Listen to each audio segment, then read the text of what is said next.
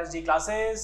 So guys, आज की class हमारी समर्पित है इकोनॉमिक्स ऑनर्स सेमेस्टर 1 के बच्चों के लिए, Delhi university specially. I know आप लोग के एग्जाम काफ़ी नज़दीक हैं और बहुत पैनिक सिचुएशन है, क्या पढ़े क्या ना पढ़े, क्या छोड़े क्या ना छोड़े, कौन कितने मार्क्स का आएगा किस में से कितना कुछ आएगा।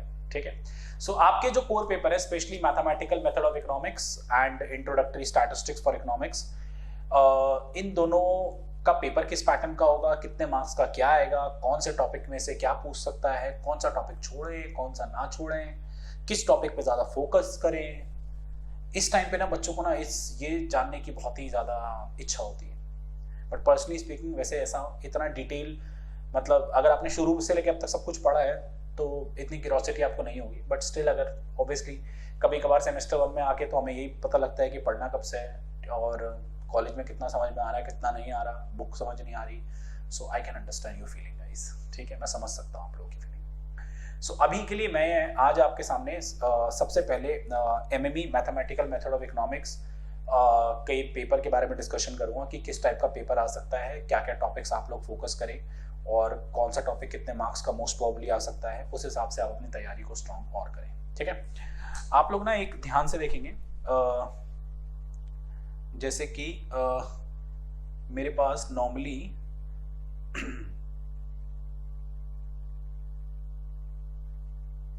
एक ये PDF खुली हुई है, ठीक है, यू कैन सी दैट, एक इंडेक्स है। ये मेरी बुकलेट है जो मैं बच्चों को देता हूँ, आप लोगों को ये फोटो स्टेट शॉप से जहाँ से आप लोग रीडिंग्स लेते हैं वहाँ पे बुकलेट अवेलेबल भी है।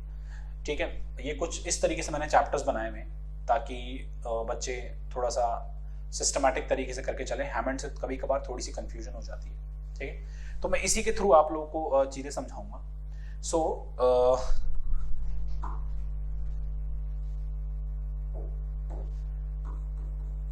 MME mathematical method of economics.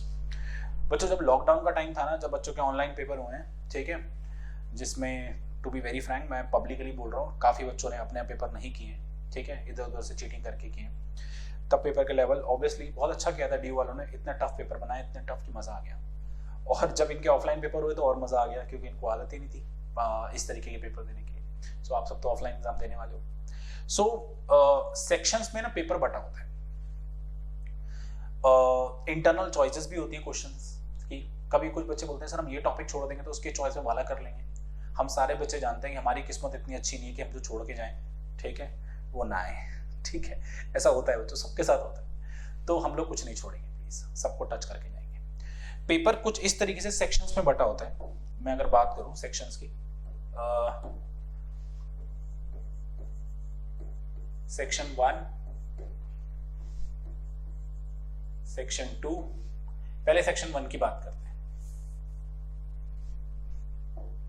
मतलब जो भी मेरा पास्ट 12 साल का एक्सपीरियंस है ये पेपर पढ़ाने का, तो उसके थ्रू मैं बता रहा हूँ कि सेक्शंस में क्या क्या पूछा जा सकता है बेसिकली। ठीक है, देखिएगा ध्यान से। सबसे पहले हमसे सेक्शन 1 में पहली चीज पूछी जा सकती है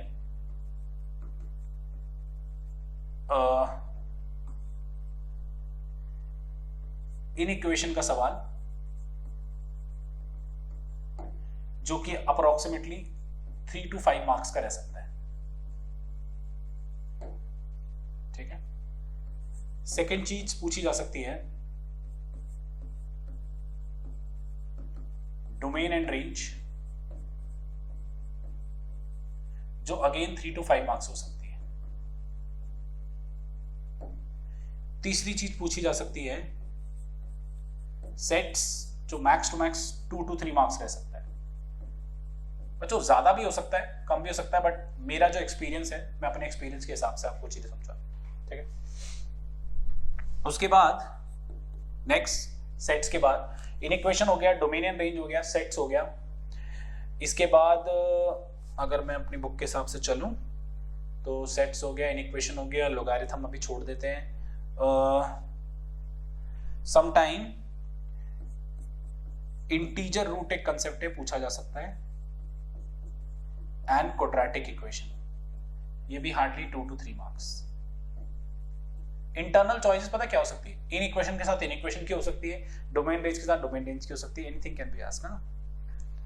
उसके बाद फर्स्ट सेक्शन में अगर मैं देखूं, सेट्स हो गया, ये हो गया, रिलेशन फंक्शन हो गया, ठीक है, मतलब दीज आर द थिंग। और सबसे इंपॉर्टेंट जो पूछा जा सकता है, जो पूछे ही गए डेफिनेटली, लॉजिक्स, ठीक है, max to max 3 to 4 marks, उससे ज्यादा नहीं। लॉजिक्स में बस आपसे पूछेगा इफ कहाँ आएगा, ओनली इफ कहाँ आएगा, इफ एंड ओनली इफ कहाँ आएगा, ये सब पूछ सकते हैं। तो ये तो हो गया section number 1, almost in part से भरा होगा इस मार्क्स के हिसाब से।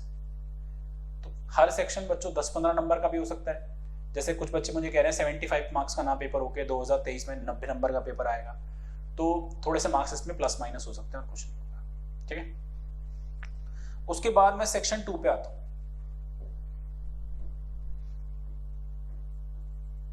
सेक्शन 2, ठीक है, सेक्शन 2 की अगर मैं बात करूं,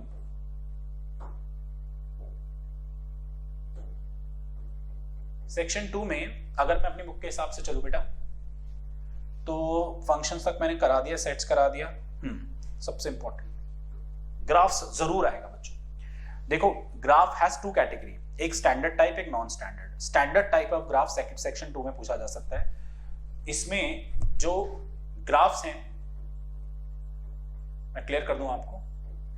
अच्छा बच्चों, प्लीज कहीं पेपर तुम्हारा है डोमेन के सेकंड सेक्शन में आ जाए, तुमको सेक्शन 1 में बोला था सर ने, तो प्लीज आएगा जरूर, ठीक है। मैं अपने पास एक्सपीरियंस के हिसाब से बता रहा हूँ, ऐसे सेक्शन में मैक्सिमम टाइम एग्जामिनर पेपर बनाते हैं, ठीक है, फाइन।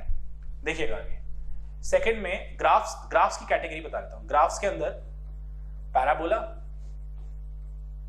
ठीक है, हाइपरबोला,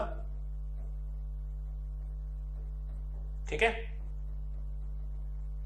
एलिप्स, ठीक है, सर्कल, ठीक है, रेक्टेंगुलर हाइपरबोला, ठीक है, और मॉडुलस फंक्शन के ग्राफ बहुत बारी पूछते हैं, ठीक है। ये ग्राफ्स जैसे mod X plus mod Y बनाओ, इस तरीके के ग्राफ, या मॉड एक्स का बनाओ, ठीक है। सेकंड सेक्शन में सबसे पहला पॉइंट बच्चों ग्राफ जरूर पूछेगा, आई एम डैम श्योर जरूर पूछेगा, ठीक है। सेकंड पार्ट में आते हैं इसके ग्राफ के बाद, फिर पूछ सकता है shifting and tracing of graph, shifting and tracing of graph. ये जो ग्राफ का क्वेश्चन है, मैं कम से कम 5 to 7 मार्क्स लेके चल रहा हूं। Shifting and tracing of graph hardly 3 to 4 marks, ठीक है। सेकंड सेक्शन में, और शायद ये थर्ड में भी आ सकता है, बट मैं इसको भी सेकंड में डाल रहा हूं। वेरी इंपॉर्टेंट एनालिटिकल ज्योमेट्री बोल रहा हूं, एसिम्प्टोट। बच्चों इसका वीडियो तो YouTube पे भी डाला हुआ है बच्चों, कंफर्म आएगा, मतलब मैं डैम श्योर हूं ये टॉपिक पक्का आएगा, पक्का। 3 पार्ट भी आ सकते हैं, 2। अच्छा, एसिम्प्टोट में जब तक एग्जामिनर तुमसे ग्राफ बनाने को ना बोले तब तक तुम प्लीज अपनी ओवर स्मार्टनेस नहीं दिखाओगे, ग्राफ नहीं बनाओगे। अगर बोलता है ग्राफ बनाओ तो बनाना, वरना एसिम्प्टोट निकाल लेना, चाहे वर्टिकल आए, हॉरिजॉन्टल आए, ओब्लिक आए, कैसा भी आए, ठीक है। एसिम्प्टोट को मैं अप्रोक्सीमेटली 6 to 7 मार्क्स दे रहा हूं, आ सकता है इसका 6 to 7 मार्क्स, ठीक है। एसिम्प्टोट्स हो गया, शिफ्टिंग ऑफ ग्राफ हो गया, ट्रेसिंग ऑफ ग्राफ हो गया, ये सारी चीजें हो गई, एसिम्प्टोट्स हो गया।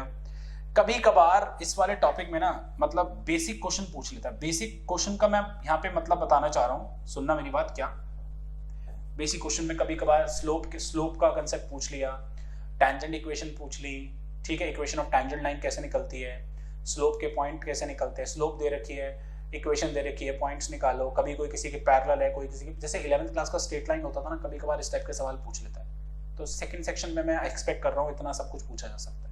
एक आधा पॉइंट प्लस माइनस हो जाएगा, तो प्लीज अभी से माफी चाहता हूँ, ठीक है। आगे आते हैं सेकंड सेक्शन के बाद। मैं बैकग्राउंड चेंज कर रहा हूँ इसका। सेकंड के बाद नेक्स्ट पे आते हैं हम लोग। सही मिनट में चलो, सेक्शन 3।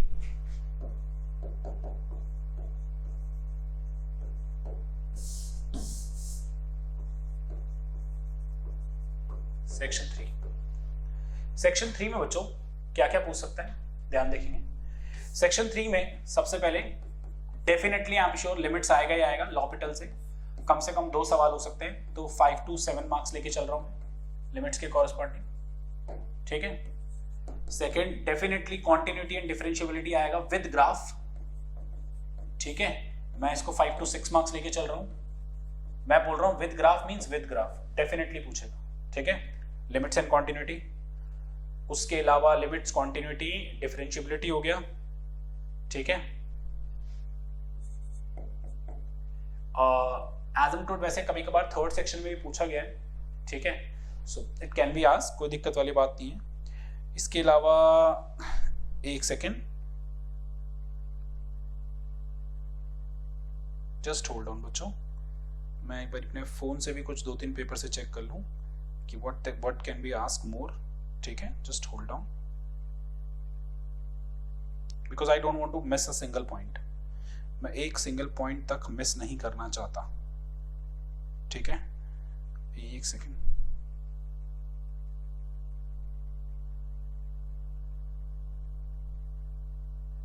ठीक है।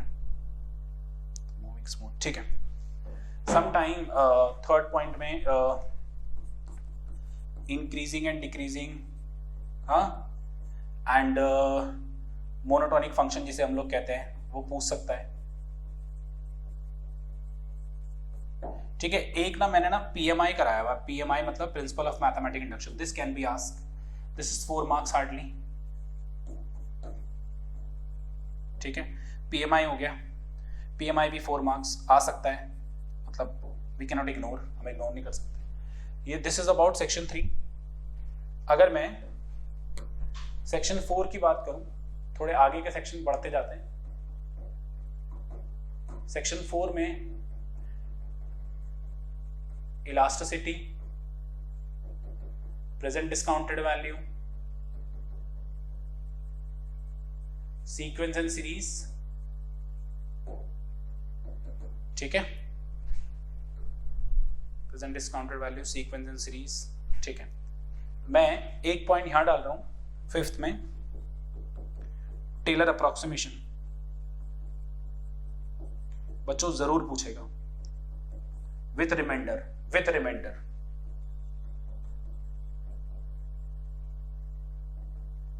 मतलब इसके साथ कोई चॉइस नहीं मिलेगी तुम्हें, डैम श्योर। फिर भी ये आए ना आए बट ये जरूर आएगा, 6 मार्क्स, ठीक है, टेलर वाला।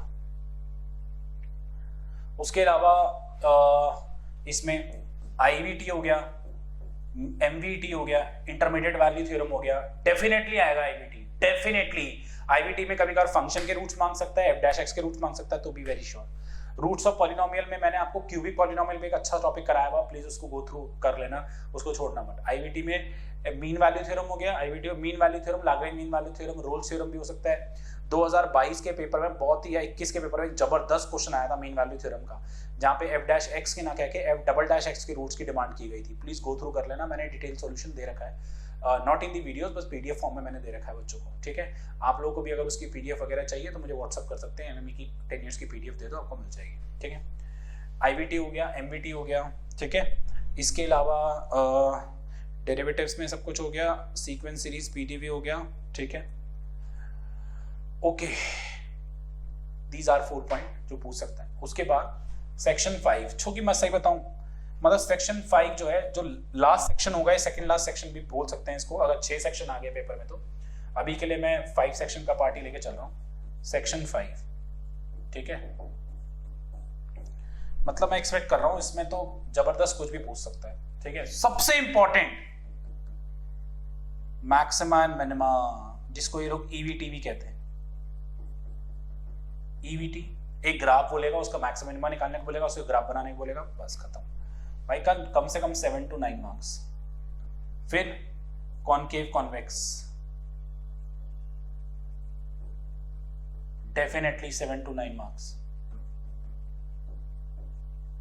बच्चों इस टॉपिक में से बहुत कुछ आ सकता है। फिर मैक्सिमा मिनिमा की इको एप्लीकेशन ऊपर लिख दूं, सेक्शन 5 में लिख रहा हूं, नेक्स्ट पेज पर लिख रहा हूं, चलो।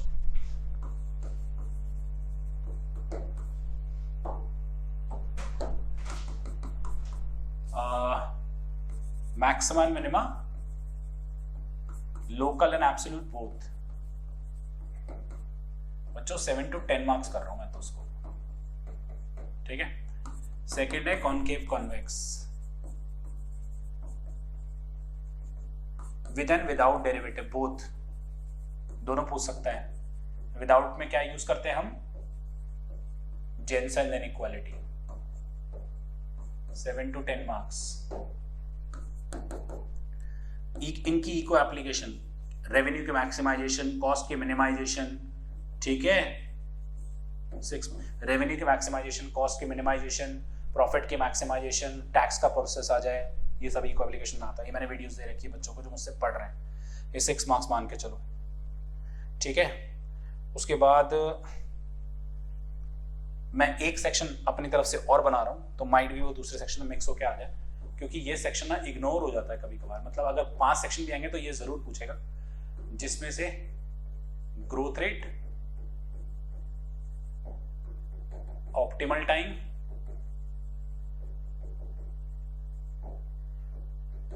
मतलब 3 मार्क्स, ये 5 मार्क्स डेफिनेटली ऑप्टिमल टाइम आएगा, जिसमें प्रेजेंट डिस्काउंटेड वैल्यू को मैक्सिमाइज करते हैं, ठीक है।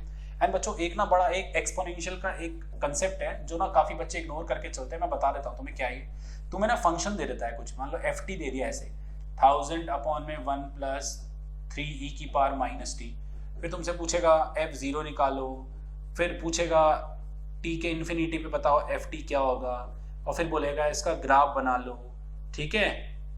तो इस टाइप का सवाल पेपर में जरूर आ सकता है, तो इसको इग्नोर मत करना। मैंने लास्ट 3 साल के पेपर में करा हुआ है, इसके पीछे कोई कंसेप्ट की रिक्वायरमेंट नहीं है, बस ये क्वेश्चन है नॉर्मली, ठीक है। सो ये बात हो गई growth rate, elasticity, optimal time बता दे, eco application, maxima, roots of polynomial. वैसे मेरी तरफ से मुझे लगता नहीं है मैंने कुछ खास कोई पॉइंट मिस किया है, मैंने ऑलमोस्ट सभी टॉपिक्स यूज कर दिए हैं। एक आधा पॉइंट, अगर एक आधा टॉपिक, इलास्टिसिटी मैंने लिख दिया, लेट मी चेक, इलास्टिसिटी लिख दिया, प्रेजेंट डिस्काउंटेड वैल्यू लिख दिया, सीक्वेंस सीरीज लिख दिया, आईवीटी एमवीटी लिख दिया। तो बच्चों ये इस तरीके से पेपर आपका निकल कर आएगा पूरा का पूरा। तो मतलब जबरदस्त तरीके से तैयारी करो, जबरदस्त, ठीक है। आई नो सेमेस्टर 1 में ना कभी कभार 1-1.5 महीना तो ऐसे निकल जाता है कि पढ़ना क्या है, और जब अक्ल आती है पढ़ना क्या है तब तक टाइम चले जाता है। देखो बच्चों, आप लोगों ने अगर इकोनॉमिक्स ऑनर्स लिया है, स्पेशली दिल्ली यूनिवर्सिटी में लिया है, तो डेफिनेटली आप में कुछ ना कुछ बात होगी, तभी आपको एक कोर्स मिला है, वरना हर किसी को इको ऑनर्स नहीं मिलता। सो अपनी उस बात को पहचानो, और अपने कॉलेज जो अपने स्कूल में तुम टॉपर रह चुके थे वो सब बातें भूल जाओ, बिकॉज अब वो कॉन्फिडेंस, ठीक है कॉन्फिडेंस रखो, बट वो सब भूल जाओ कि मैं तो स्कूल में कितनी अच्छी थी या कितना अच्छा था, यहाँ मेरा क्या हो गया है। ऐसा कुछ नहीं है बच्चों। कभी कभार सेमेस्टर 1 थोड़ा सा परेशान करता है, ठीक है, बट फिर भी 15-20 दिन, 1 महीना, जितना भी आपके पास बचा है, इसमें पूरी जान लगा दो आप, पूरी की पूरी जान, because if semester 1 goes good, ठीक है, देन आगे के सेमेस्टर के लिए बहुत अच्छा मोटिवेशन रहता है। बाकी सेम टू शुरू से पढ़ेंगे हम लोग, कोई दिक्कत नहीं है। अब जैसे मैंने आपको पूरा मैथ समझा दिया, अब मैं आपको स्टैटिस्टिक्स का बेसिक सेक्शन के थ्रू समझाता हूँ, ठीक है। ओके बच्चों, अब बात करते हैं हम लोग स्टैटिस्टिक्स के बेसिकली कंटेंट की, जो कि एग्जाम में किस तरीके से सेक्शन के थ्रू स्टैट्स पूछा जा सकता है, ठीक है। सो स्टैट्स में अगर मैं सबसे पहले सेक्शन 1 की बात करूं, if I talk about section 1, तो सेक्शन 1 में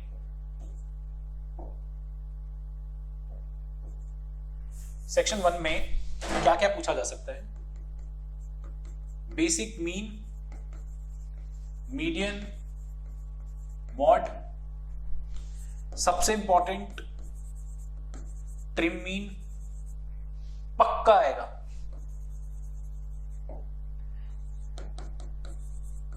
mod using histogram. Mean median mode में से मतलब एक आधा सवाल आ गया अगर 2 to 3 मार्क्स का, ठीक है। ट्रिम मीन पक्का आएगा 5 to 6, mod using histogram definitely आएगा 5 to 6। उसके बाद ये कुछ छोटे मोटे टॉपिक हैं, बॉक्स प्लॉट और स्टेम एंड लीफ, देख लेना 2 to 3 मार्क्स से पूछ सकता है। उसके बाद sample standard deviation is very very important, मैं डैम श्योर हूं ये जरूर पूछेगा। समीशन x माइनस एक्स बार का स्क्वायर अपॉन n माइनस 1 वाला सैंपल स्टैंडर्ड डिवीजन। उसके बाद sample standard division box plot. एक बच्चों स्क्यूनेस करके एक टॉपिक है, वैसे तो ये अलग से ना पूछ के इसमें मिक्स करके पूछ लेगा कि भाई हिस्टोग्राम बना लिया और चेक करो वो स्क्यूनेस है या नहीं है। स्क्यूनेस आपको पता होगा, जब मीन मीडियन मॉड तीनों इक्वल नहीं होते तो डेटा में स्क्यूनेस होती है, जब तीनों इक्वल होते हैं तो स्क्यूनेस नहीं होती है, तो सिमेट्रिकल डेटा बोलते हैं। तो दिस कैन बी आस्क्ड। बच्चों मीन अपने आप में हल्का टॉपिक नहीं है, मैं आपको बता दूं, अगर आपने स्टैंडर्ड डिवीजन वगैरह पढ़ा तो स्टैंडर्ड डिवीजन की प्रॉपर्टीज, मीन की प्रॉपर्टीज, इन सब की property plus change of origin, change of scale, ये सब आपको आने चाहिए अच्छे से। देखो ये टॉपिक ना, मतलब मैं आप पर्सनली बताऊं, ये पूरा टॉपिक बोनस है एक तरीके से। बोनस इन द सेंस मतलब कि आसान टॉपिक है बेसिकली। बोनस का मतलब क्या होता है, जो आसान हो बेसिकली, ठीक है। उसके बाद सेक्शन 1 हो गया। सेक्शन 2 पे अगर हम आए, अच्छी बात है, मतलब स्टैट्स में ना आपको ना ज्यादा पहचानने की जरूरत नहीं पड़ेगी, अलग अलग सेक्शन में बटा होगा चीजें, पक्का मैं श्योर हूं ऐसा ही होता है, ठीक है। अभी तक तो ऐसा ही होता है, 10-12 साल से ऐसा ही होगा। सेक्शन 2 डेफिनेटली प्रोबेबिलिटी से भरा होगा, डेफिनेटली प्रोबेबिलिटी से भरा होगा, ठीक है, जिसमें बेसिक प्रोबेबिलिटी, ठीक है, और विद एंड विदाउट रिप्लेसमेंट वाली ये पूछ सकती है, मतलब 5 to 6 मार्क्स में। बच्चों मैं श्योर हूं एक पीएनसी का क्वेश्चन आ सकता है, क्योंकि हमेशा ना एग्जामिनर परमुटेशन एंड कॉम्बिनेशन का एक क्वेश्चन दे ही रहा है, जो कि अप्रोक्सीमेटली 4 to 5 मार्क्स का। उसके बाद इंडिपेंडेंट इवेंट पूछ सकता है 4 to 5। उसके बाद कंडीशनल एंड बेस, बच्चों जरूर पूछेगा, जरूर मतलब 100% पूछेगा, ठीक है, 5 to 10 मार्क्स। बेस थ्योरम में वो ट्री डायग्राम के थ्रू मैंने बड़े जबरदस्त सवाल करा रखे हैं जो बच्चे मुझसे पढ़े हुए, ठीक है। वो क्या नाम है, ट्रांसपोर्ट वाला, रेले वाला, और हमारी बुक की मिसलेनियस, जबरदस्त क्वेश्चन है उसमें, ठीक है, फाइन, ओके। उसके बाद अगर हम आगे बढ़े, सेक्शन 3, क्योंकि मैं सिर्फ जॉइंट रैंडम वेरिएबल तक का सिलेबस बता रहा हूं जो आप लोगों के इसमें है स्टैटिस्टिक्स में, तो सेक्शन 3 में व्हाट आई वुड एक्सपेक्ट, सबसे पहले तो पीडीएफ सीडीएफ डेफिनेटली पूछेगा, ठीक है, continuous and discrete both 5 to 6 marks, ठीक है। इसी पीडीएफ सीडीएफ में मीन मांग लेगा, मीडियन मांग लेगा, ठीक है, ये भी 5 to 6 मार्क्स। उसके अलावा मीन तो बेसिकली एक्सपेक्टेशन ही एक तरीके से, तो एक्सपेक्टेशन वेरिएंस का क्वेश्चन जरूर पूछेगा बच्चों, जरूर पूछेगा, मींस पूछेगा ही पूछेगा, एक्सपेक्टेशन वेरिएंस, ठीक है। इसके बाद एक्सपेक्टेशन वेरिएंस हो गया, पीडीएफ सीडीएफ हो गया, फिर पीडीएफ सीडीएफ कंटिन्यूस, मतलब ये मैं 5 to 10 मार्क्स कर रहा हूँ बच्चों उसको, क्योंकि डिस्क्रीट कंटिन्यूस हो रहा है।